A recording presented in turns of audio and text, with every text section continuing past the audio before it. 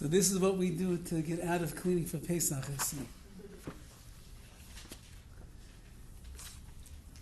We just finished with Rosh Chodesh Nisan, and the Haggadah itself says, Yachal mi Rosh Chodesh.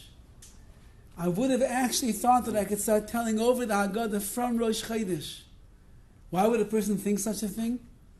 We know that Higan Lebincha is that the mitzvah of Sipa Yetzias Mitzrayim starts on the night of the Seder. That's what the whole entire Seder is about.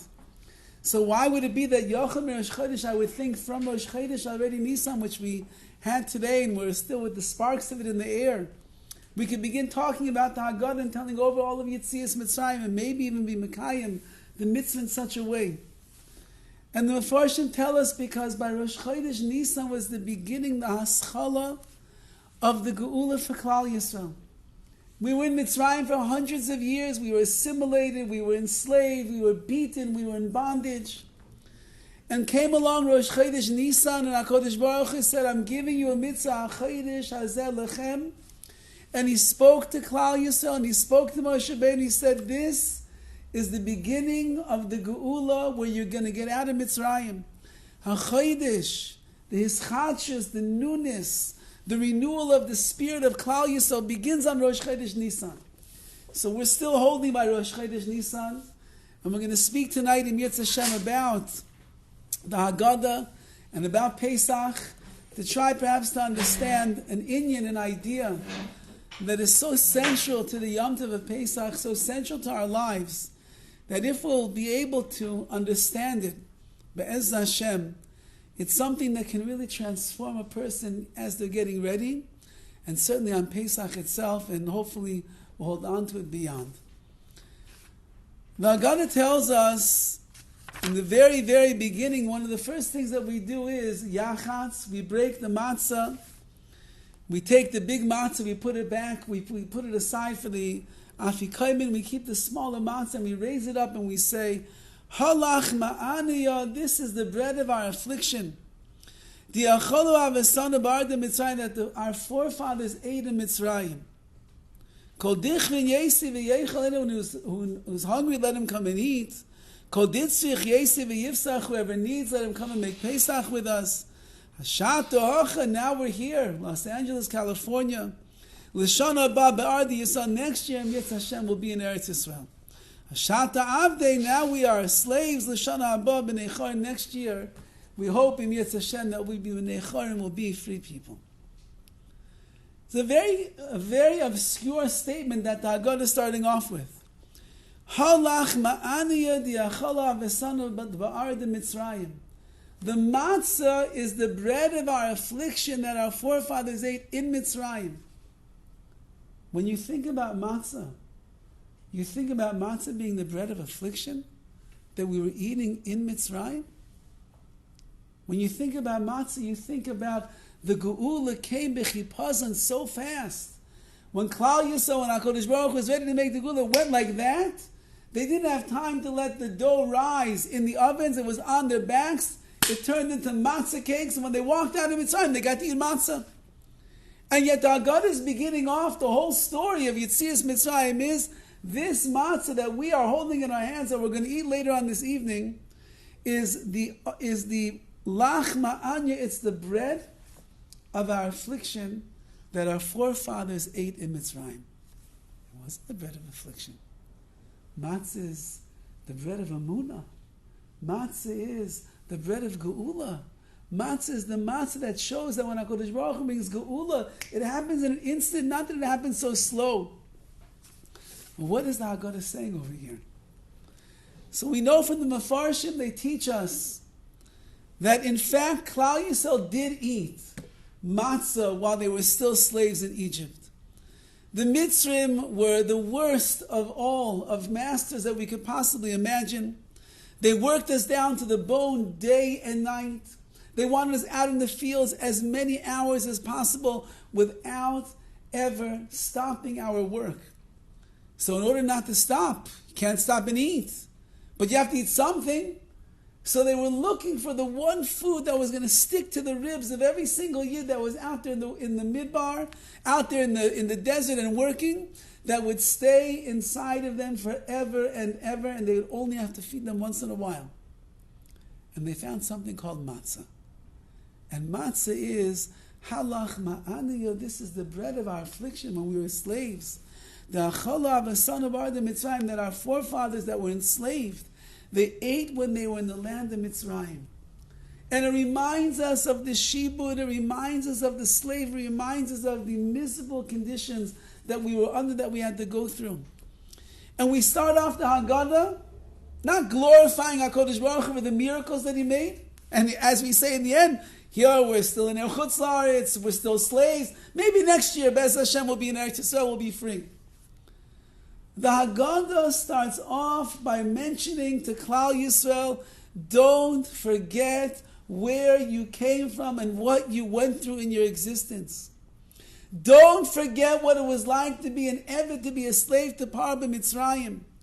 The matzah that you ate in Mitzrayim was the bread of affliction. You were afflicted, you were oppressed, you were in bondage, you had a very difficult life. But as the Haggadah will go on, it will teach us, don't forget either that the same matzah that once was your affliction is the same matzah of the geula, of the redemption. The matzah which you despised while you were in the field. When you took a bite of that matzah as you were on the way into the wilderness, following Hashem, Lech teich acharai bamidbar. It was the greatest tasting matzah, the greatest tasting bread you could possibly have. The Haggadah is replete. The entire Haggadah, back and forth, back and forth, back and forth. On one hand, Avadim Ayinu L'Paro b'Mitzrayim. We were slaves. We were not in good shape. HaKadosh Baruch Hu was punishing us. He wasn't happy with our behavior. On the other hand, V'nitzag el Hashem Elokeinu, we cried out to Hashem. And HaKadosh Baruch Hu v'yisker Elokeinu, He remembered us. And HaKadosh Baruch Hu reached out His Yad HaChazaka. And HaKadosh Baruch Hu saved us. And HaKadosh Baruch Hu brought us to a geula. The entire night of the Seder is a Yid remembering for himself. On one hand, there was slavery, there was bondage, there was difficulties, there was challenges. On the other hand, there's geula, there's redemption, there's celebration, there's triumph of the spirit of Klal Yisrael.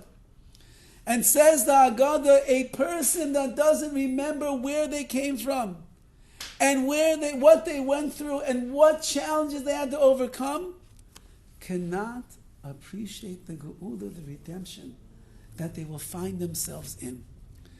If we're all here sitting in this beautiful room that is well lit, if you walk into the hallway, it's also well lit, you will not see anything different between the light in here and the light in there. If we turn off the lights in this room and our eyes adjust to the darkness, and then we walk into the hallway and then you see the light, you'll be someone who can appreciate the light that Hashem has given you. If a person was a chayla, they were sick and they were in bed and the prognosis was not good, and then HaKadosh Baruch Hu gave them a refuah and they feel so much better, that person will appreciate his health, his life, his breath much more than somebody else who's a naturally healthy person. There was a story that was told over by the times of what was it called? COVID, Corona. You remember those days? The days when we used to learn on the telephone together. Who was in 10th grade then? That was my best shiurim ever. I would take walks around my backyard and give shiur on the phone. It was a machaya. There was a story that came out after Corona about a very wealthy Jew, I believe from South America. He got COVID very bad, and when he was released from the hospital after miracle that happened to him, they gave him the bill. And when he saw the bill, he began crying. And they said, "We're sorry, senor, everything is okay. You can't pay for it." "No, I can pay for it." "So why are you crying?" He said, "Because look how expensive, look how much it cost, all of the oxygen that you gave me while I was here in the hospital." He said, "I've been breathing in HaKadosh Baruch Hu's oxygen all of my life. I never realized how valuable, how expensive, what it's worth. And now that my life was saved, and I went through one oxygen tank after another, now I realize how valuable oxygen and the breath of life truly is. Says the Haggadah, the only way you're going to be able to get to the very end, and you'll be able to look at yourself as if you left Mitzrayim, is if you remember and you understand what Mitzrayim was all about and what was happening. Someone that can remember the challenges, the difficulties, the slavery, the halach ma'anya, the achalo avasana dar the Mitzrayim, the bread of our affliction that we ate in Mitzrayim, you are the one that is going to appreciate the geula that Hashem sends us. We had in the parsha just a couple of weeks ago the concept of the korban shlomim. Korban taida. The korban taida is the korban of our gratitude to the Ribbono Shel Olam. As we all know, the famous words of Chazal, Dalid Tzrichin Haydah LaHaydais. There are 4 people in this world that are obligated to give Haydah, to thank Hashem. One of them is someone who travels through a midbar, through a desert. In the olden days, it wasn't easy, not like cars. They were on camelback and on donkeys, and there were bandits around them, and the weather was very uncompromising. It was very dangerous. You made it from one side to the other, you need to thank HaKadosh Baruch Hu. The other one is those that are holchi b'yam, those that are going on the sea. They didn't have boats the way that we have, jetliners and cruisers and big yachts. There were little rickety boats, and the weather, the tempest storms were unpredictable, and there were pirates on the way. It was dangerous. You made it from point A to point B and back again. Nisim and Niflois, you have to thank HaKadosh Baruch Hu. Someone who's in a Beis Yisurim, someone that is held captive or hostage, when they are released, it's a nes. It's a chesed Hashem. Rachmanis from the Ribbono Shel Olam. Who knows what could have happened to them while they were there? We're just hearing now all the stories, Rachmana litzlan, of the hostages that are freed. We don't know what's with the rest of them. All the nightmares and Gehenna they have gone through. You're released. It's a miracle. You have to thank Hashem. And last but not least, Nisrape, the one that was a chayla, sheyesh bo sakana, so sick. The doctors gave up hope. And HaKadosh Baruch Hu redeemed them and gave them refuah shlema. Tzarech lahaydais, you have to give thanks and gratitude to Hashem. Korban taida. Rav Hirsch points out in the Chumash that the korban taida was a korban that is also called shlomim. Shlomim is from the word shalom, which is peace offerings. Peace, because every person that's involved in the korban gets a piece of the action.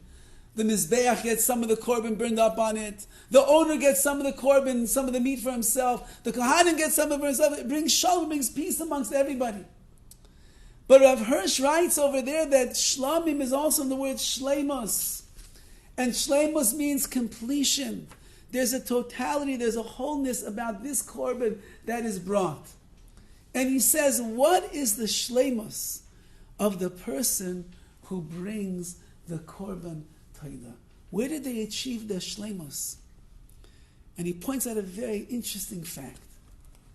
All the korbanos that we would bring in the Beis HaMikdash, the only kind of flour, F-L-O-U-R, that we would bring was either the korban mincha, which was a flour offering, or we brought matzahs on the mizbeach. We never bring lechem, we never bring bread. Bread is something that shows a fullness, a wholeness. It's the inflatedness. So we have to come before HaKadosh Baruch Hu. We're humbling ourselves before Hashem. We don't bring a loaf of geschmack echad that your mother makes on Friday afternoon. We don't bring that before HaKadosh Baruch Hu. Matzah is simple, thin, humble, nothing there. Flour, nothing was even made of it yet. There's one korban that we bring in the Beis HaMikdash that not only has matzah, but also has lechem chametz, has a loaf of bread. And that is the korban taida. Ask Rav Hirsch, Why, of all the karbanos that we have, that HaKadosh Baruch Hu decide, bring a lechem chametz, bring a loaf of bread together with the matzah in this korban. And he explains so beautifully the following idea. He says, what is lechem? So on one hand it's inflated, but on the other hand he says, lechem represents wholeness. It represents you have everything. It represents when everything is good, when you are prospering, when there is sustenance, when there is shefa, when there is abundance of bracha. That's lechem. It's inflated. It's big. It's puffy, and it's warm, and it smells so good. As you all know, Friday night when your father cuts into that challah, there's nothing better than that. What is matzah? Matzah is missing everything. It doesn't have yeast, so it doesn't inflate. It's very thin. It's very simple. It's very plain tasting. Matzah is something that a person should realize is symbolic of the idea where I'm lacking, where I don't have, where I'm wanting, where I'm missing, where things are empty and void. Says Rav Hirsch, you know what the greatness of the Korban Taida is in a person's life? Is that a person that recognizes at one time in my life I had nothing, I was missing, I was lacking. And now Baruch Hashem, HaKadosh Baruch Hu brought me such bracha, such shefa, such abundance.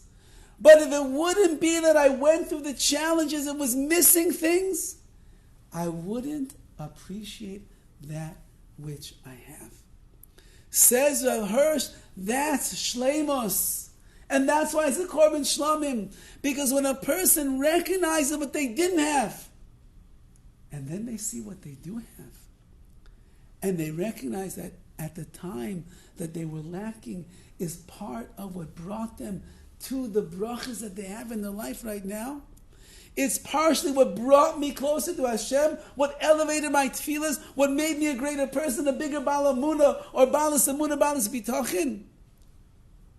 So now I can bring a korban todah and I can say, thank you, Hashem, for everything that you do for me. Not just for the brachas, but I want to thank you even for the matzah. I want to thank you even for that which I was lacking in my life. Because by lacking, you brought me so much. You brought me so much goodness. From the darkness, I see light. From the gullus, from the exile, I can appreciate the geula. When I am sick and I get better, I can appreciate the refuah, the health that you have given me. Says Rav Hirsch, when a person is able to fuse together the two worlds, the negative and the positive, and they realize the negative is what brings them into the world of positive. From the darkness comes the light. From the challenge and the pain comes the bracha and the simcha. That's a person that can give gratitude to Hashem in the proper way. And that's shleimus, not just of the korban, but that's the shleimus inside of ourselves. There's a fascinating story that Rabbi Ephraim Waxman tells of his wife's grandfather. His wife's grandfather was living in Vienna when World War II broke out, and they recognized and they realized that the Nazis, Yamach Shemam, have evil plans for the Jewish people, and they wanted nothing more than to escape. So he took his wife and his 3 children. They were able to manage to get across the border, and they ended up in France. From France, they were told if you could get on a ship headed towards England. England is very kind to the refugees. They're fighting against the Nazis. They are taking the Jewish people in, but you have to get a visa, and you have to get a ship, and you have to get there without getting caught, and once you get there, they will welcome you in to the land of England. So the grandfather was looking around. By the docks, could he find a ship? Will he be able to get onto a ship with his wife and his 3 children? And one day he's walking along and he sees a fellow on the ground who looks somewhat like a sailor. And he says, excuse me. are you a sailor? And he says, sailor? Not only am I a sailor, I'm one of the co-captains of a ship. He says, really, where is your ship going? He says, tomorrow we're heading out to England. He says, you're going to England? He said, I have a wife and I have 3 children. We're running away from the Nazis. Can we get on your boat? You'll save our lives. And the captain says, no problem. I have plenty of room. You can bring anybody that you want. He said, well, one thing you need a visa. Because if you don't have a visa, you're going to get caught and they're going to send you right back to here, and that's it. That will be the end. So he said, well, where did I get a visa from?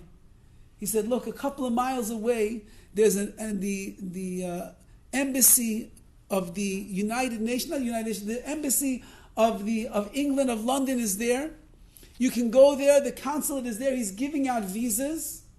He said, if you get a visa, come back to my ship. I'm sailing tomorrow. Bring your family. Bring whoever you want that has a visa. You can bring them along with you. He said, but listen, my dear friend, you're going to have a really hard time getting it because everybody's trying to get a visa right now. Every Jew is trying to escape from this country. Everyone wants to go to England. But good luck. So this Yid begins walking 1 mile after the other till he finally sees the embassy in front of him. And there are throngs of hundreds of Yidden that are trying to push their way in to be able to get a visa stamped on their passports. And as he gets to the gates, there's guards that are there pushing everybody back, saying, there's no more room. There's no more room. Get back, get back. We're not letting anybody else in. And this Yid says, please, please, help me. I just want to save my children and my wife. Help me, please. And the guards are pushing and the people are pushing and there's no way to get in. And he davens again, please, Hashem, please. This is life and death, last chance.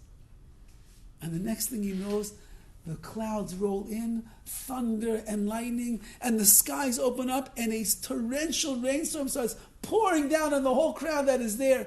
Everybody starts running, mayhem breaks out, everyone's running this way, that way. And he sees the opportunity, he slips into the crowd, and the next thing you know, he's in the gates. And the next thing you know, he's getting pushed and pushed and pushed. He's by the staircase, going up into the embassy. And the next thing he knows, he's pushed into the staircase, up to the front door. And he says, Rabbi, you saved me. And he knocks on the door and he hears the words, come in. He opens the door and he looks and it's him and the consulate of the English embassy. Nobody else is around. Thank you. He walks into the room and he begins telling the consulate, please, we're Jews from Vienna. We traveled all the way to France. I have a wife and 3 children. I have a boat that I can go on tomorrow to escape to England. You'll save our lives. Please, I beg of you. Please, I beg of you. Please, stamp our passports. Let us go free. And the man was so touched by the sincere pleas of this man, he said, no problem. I'll stamp your passports and you'll go on and live in freedom. Just give me your passports. Let me stamp them. He reaches into his pocket to pull out the passport. And the passports are not there. And the man begins crying. And the consulate says, is everything okay? He says, the passports, I left them with my wife. I don't have the passports. And his brain begins to explode in pain. And he says, Ribbono shel Olam, this is the worst thing that could have ever happened to me. And with those words leaving his mouth, he faints on the spot. Sorry. They bring some water, they splash it on his face. They bring the man back too. And he's crying, he's moaning, I can't believe it. They said, what's the matter? It's the passports, the passports. I left it with my wife. We're going to die now. We're going to die from the Nazis. Please, save us. And the counselor feels so bad for him. He says, listen, Rabbi, calm down. Calm down. I'll tell you what I'm going to do. I'm going to take a piece of my official paper, my stationery, with my name and the stamp of England on it. And I'm writing the following words. I hereby declare, anyone whose name is on this paper is granted a visa from me, the Consulate of England. He signs his name, he puts his big stamp on there, and he tells the Yid, take this back to your family, put the names on there, go to the boat tomorrow, save your lives, and live a good life. The man starts saying, thank you, save this, thank you. He walks out of the consulate with the paper in his hand, and he realizes it says on the paper, anyone's name that is on this paper is granted a visa from the English Embassy and Consulate. I can go to any Yid that I find, and the captain of the ship already told me he has room for anyone, and I'll write all the names down. We'll save lives. And he begins running through the streets of France. And he begins looking for any Yid that he can find. Come, give me your name tomorrow morning at the docks. We're going on the ship. We're going to escape to England. He literally wrote in every last inch on the paper the names of every single Yid that he could fit. Hundreds of people. And they showed up the next morning by the ship. The captain was a little bit surprised, but he had already said that he has room for everyone, and hundreds of Yidden got on to that boat, and it traveled to England, and they and their families and their children and their grandchildren and their great-grandchildren ended up living and surviving and building mishpachas, one greater than the next, of Torah and of mitzvahs. Rabbi Ephraim Waxman says that the Waxman family still knows the names and the whereabouts of all of the families that were on that ship. It looks like it's halach ma'anya, the bread of our affliction, says HaKadosh Baruch Hu, it's also the bread of Geula. What looks like the worst is really the best. What looks like suffering is really the key to getting to your Geula, to your redemption. And that's Toida, that's what it means to give gratitude to Hashem.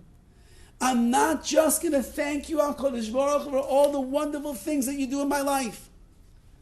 And I'm not only going to complain for all the things you don't do in my life.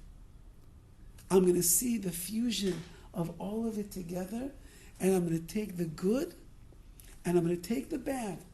And I'm going to realize the bad is not so bad. It's what brought me to the good. It's what brings me to redemption, the Geula.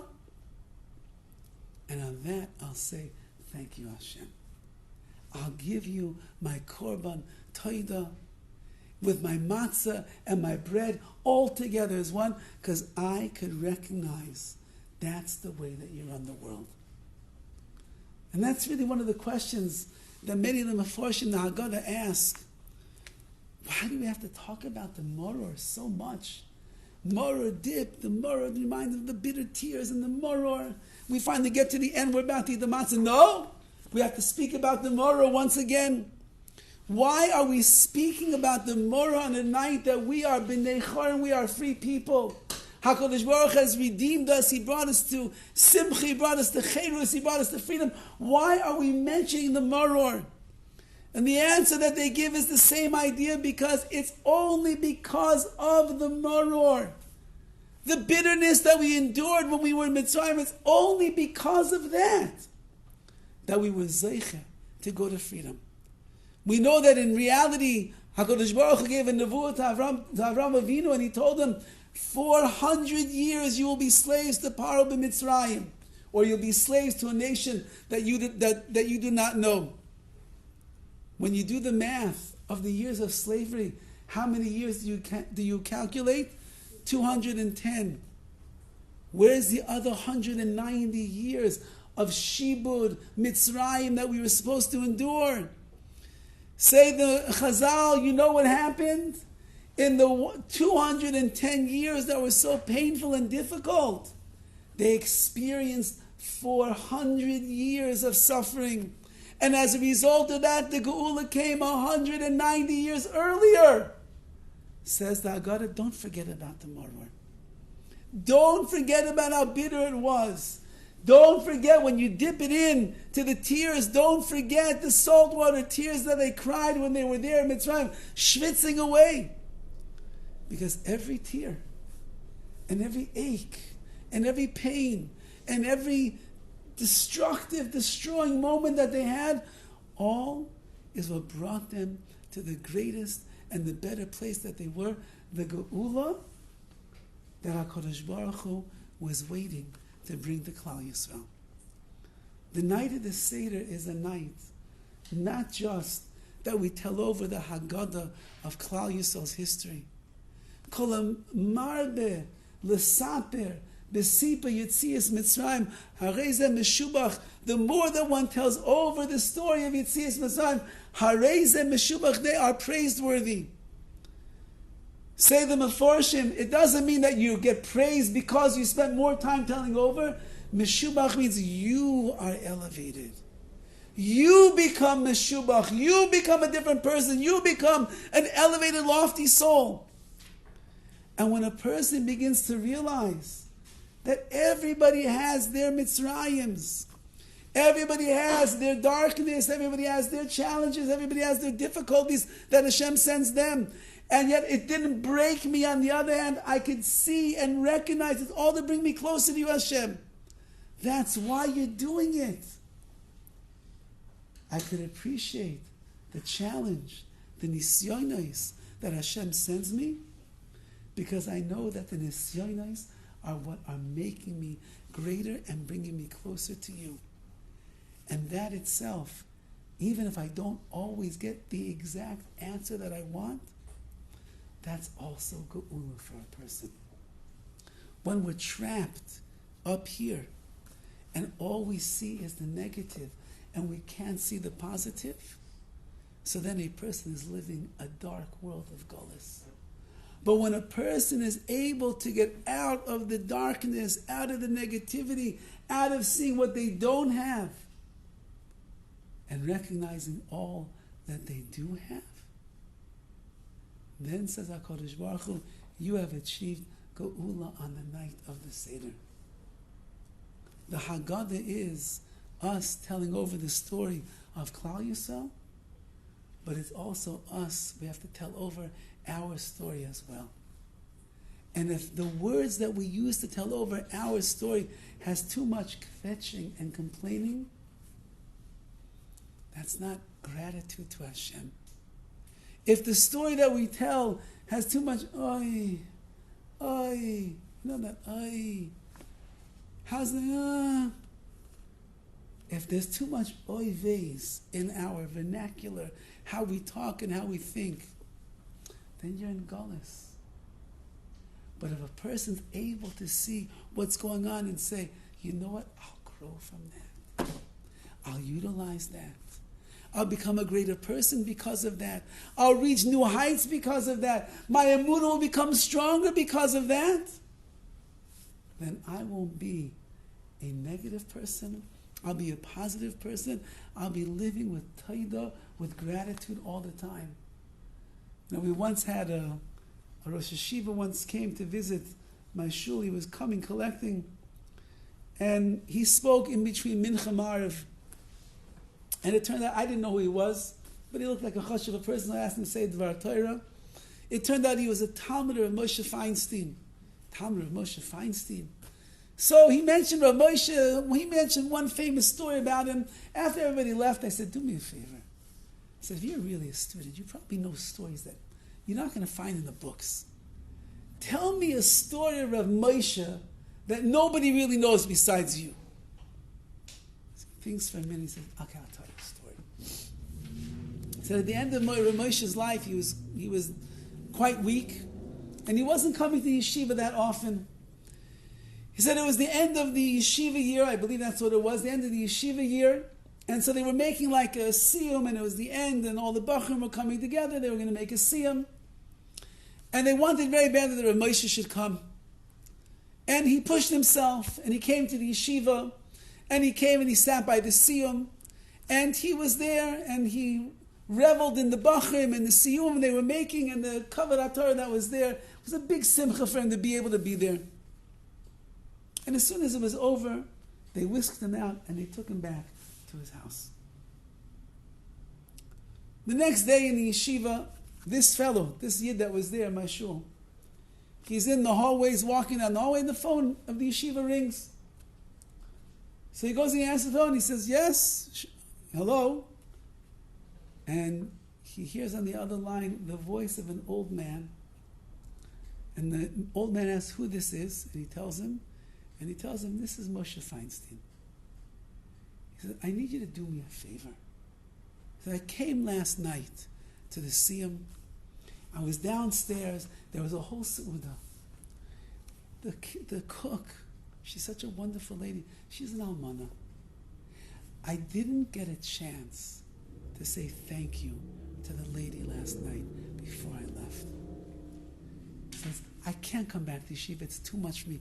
Can you please do me a favor? Can you please bring the woman to the phone so that I could say thank you to her in the right way? So he runs down the stairs. He tells the cook, Rosh Hashiva's on the phone. He wants to talk to you. The woman runs up the stairs. She gets on the phone. Yes, Rosh Hashiva.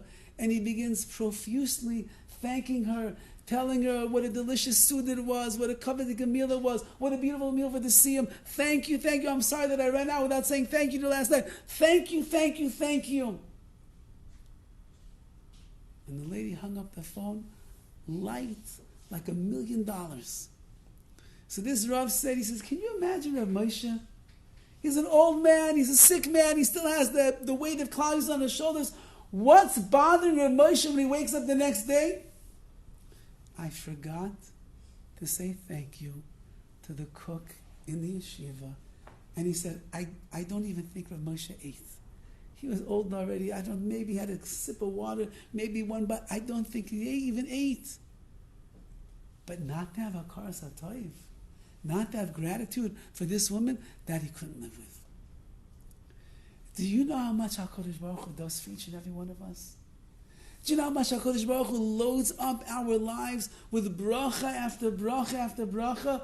Yes, of course, we are all missing things in our life. Yes, of course, nobody's life is perfect. Of course, it can't be. That's the way that Hashem made it. Yes, of course, we have challenges and nisyonos, and we have things that we wish Hashem would not have done to us. Maybe he got the wrong address. It belongs to our neighbor, not to us. But on every good thing that Hashem does, we're mechuyev, we're obligated to give our karas hatoiv. Thank you, Hashem. Not just a song by Joey Newcomb. This is mamash Torah over here. HaKadosh Baruch Hu says, I'm waiting for you to say, thank you, Hashem. Korban Torah, to recognize even the stuff that's not going your way, that's also good. Because it will be mechazik you a little bit more in your davening. To work on your emunah a little bit more. To turn to HaKadosh Baruch Hu a little bit more. But that's all part of the process of the Geula. Yachal Rosh Chodesh, I would have thought we could start telling over the whole Sipur Yetzias Mitzrayim from Rosh Chodesh Nisan. Why? Because it's the haschal of the Geula, the beginning of the Geula. The beginning of the Geula is when you begin to realize all of the suffering, it's bringing me to a much better place. All the bondage, it's freeing me. All the Golas is bringing Geula. And the Haggadah says, but we're still going to wait till the night of Pesach. Because on that night, when we're sitting around the table with halach ma'anya, with the bread of our affliction on one hand, the bread of our gula on the other hand, the maror, the bitter tears, the salt water, the pain, the suffering on one hand, and yet redemption and cherus on the other hand, that's when we'll be able to tell over the story of Yetzias Mitzrayim in the best possible way. There's a woman that my wife and I know who unfortunately went through she has very serious machla. And she couldn't have this surgery here in LA. She had to travel to another state. And she went with her husband and children. She went to the other state and she had to have a massive, massive surgery.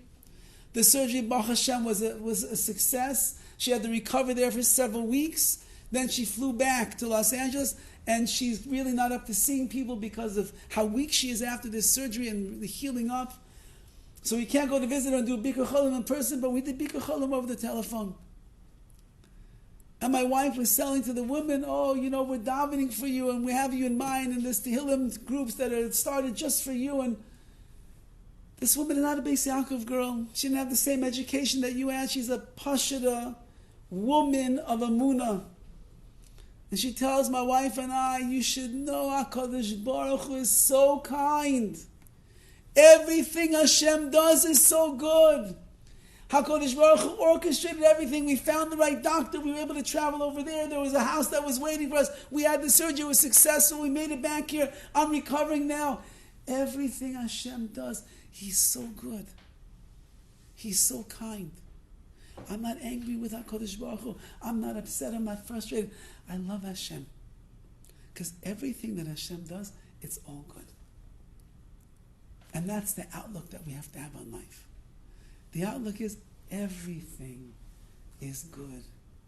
Everything HaKadosh Baruch Hu, Gam Zula Toiva, this, what Zu is always the lashon of Zu, you can point to it. This is good.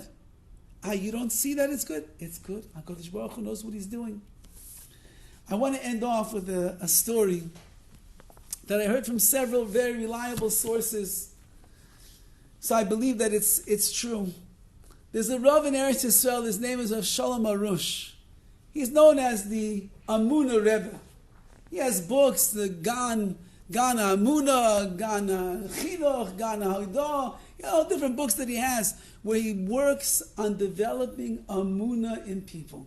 And he's quite successful in what he does.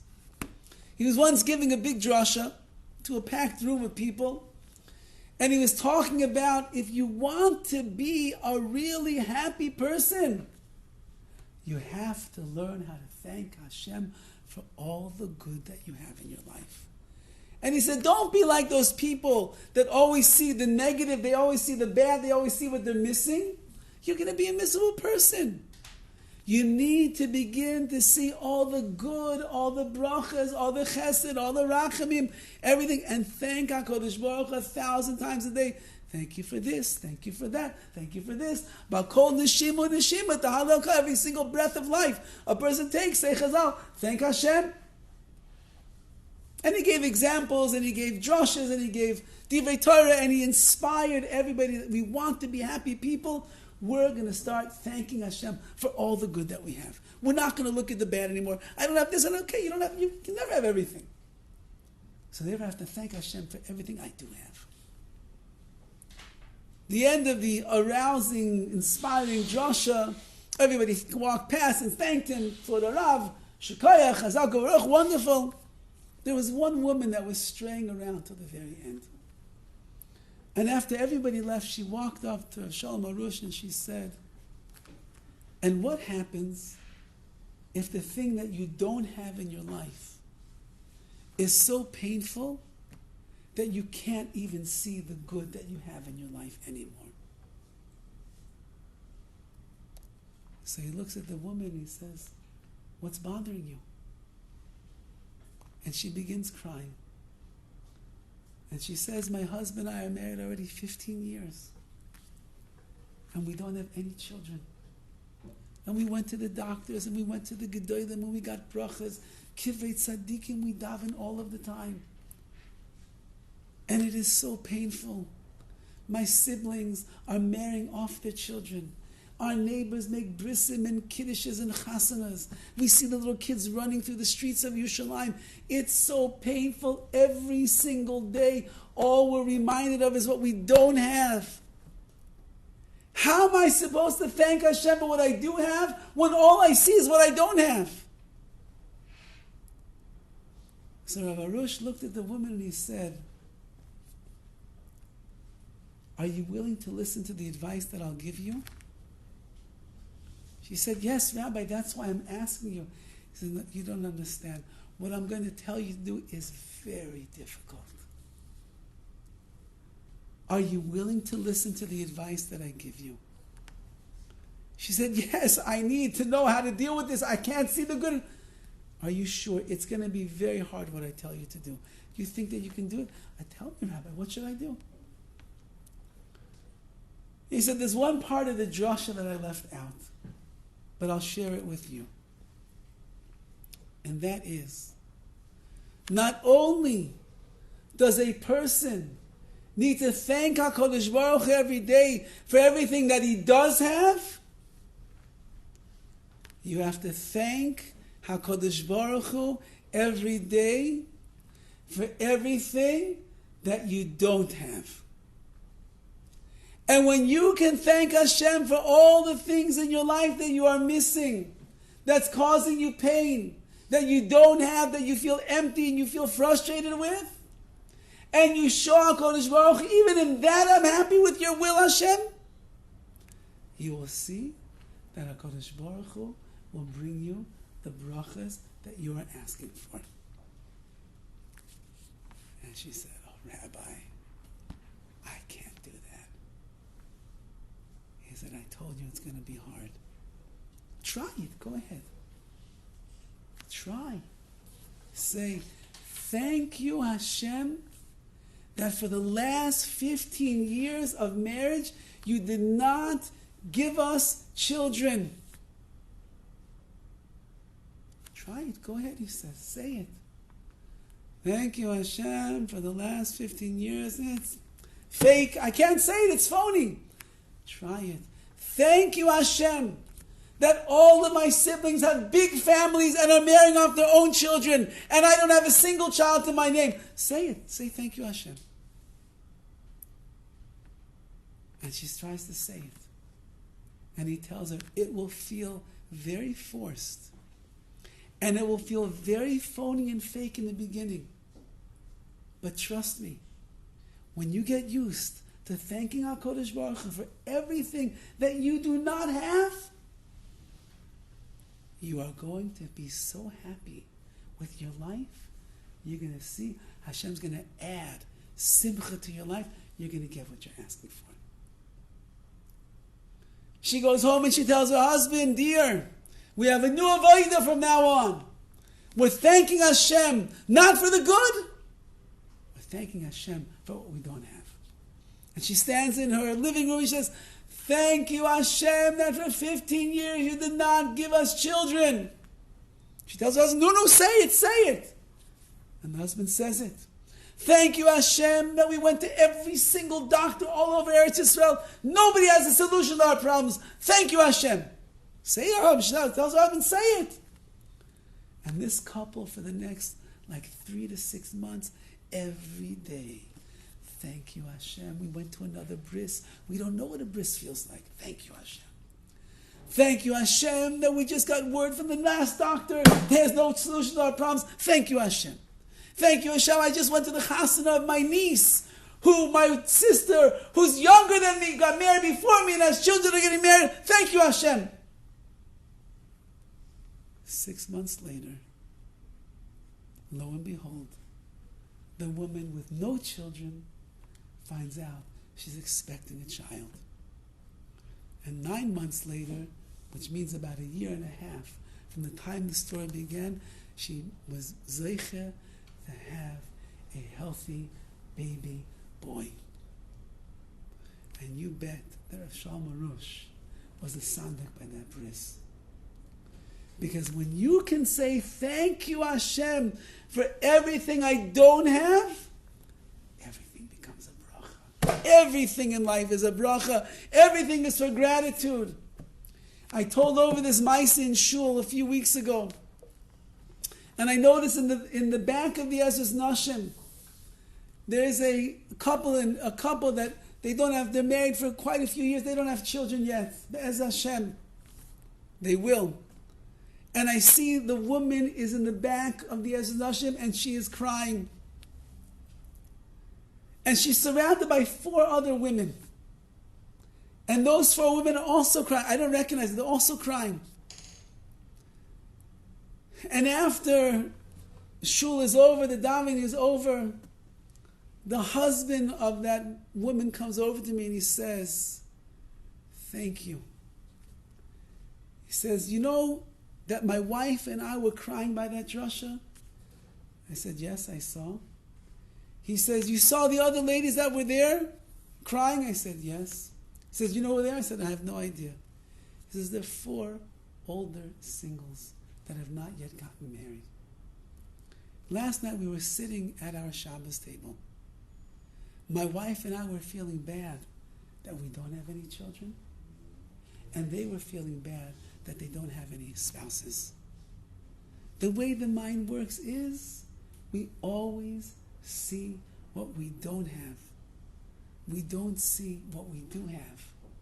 But now, I'm going to thank Hashem for even the things in life that I don't have, and it's realized it's not bad. It's all chesed from Hashem. The night of Leil Seder, the whole Yom Tov of Pesach, is a time of Klal Yisrael Pesach. You know what Pesach is? Peh, the mouth, Sach, that talks. It's a night where our mouths are open, thanking HaKadosh Baruch Hu constantly. And when we thank Hashem constantly, and when we have gratitude for everything, the matzah that's affliction, the matzah that is geula, the slavery, the bondage, the freedom, the cherus, you'll be the happiest person around. And that's what Hashem wants on the Seder. He wants it no matter what is going on in your life. He wants you to be a person of true gratitude. The chametz and the matzah, the korban taida, is shleimus, is completion. May we be zeichem yetz Hashem, that we get the message of gratitude. We're able to look at all the good that Hashem's and say, thank you Hashem for everything, of course. But even in the biggest challenges that any one of us is going through right now in our lives, say, thank you Hashem. And if you can thank Hashem for that, then HaKadosh Baruch Hu will bring you whatever brachas you need, whatever you're asking for, whatever you want. In Yetz Hashem, HaKadosh Baruch Hu will bring that geula b'mheira v'yameinu. Thank you.